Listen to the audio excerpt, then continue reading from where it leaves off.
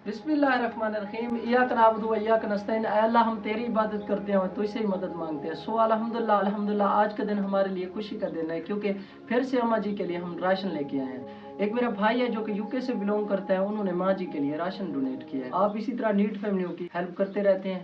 अल्लाह पाक आपको अच्छी सेहत दे।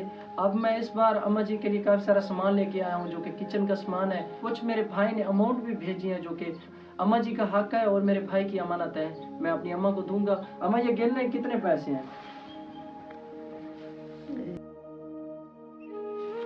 दो,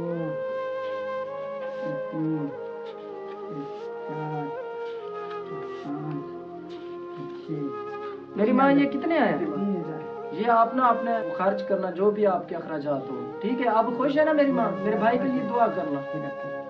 खुश है।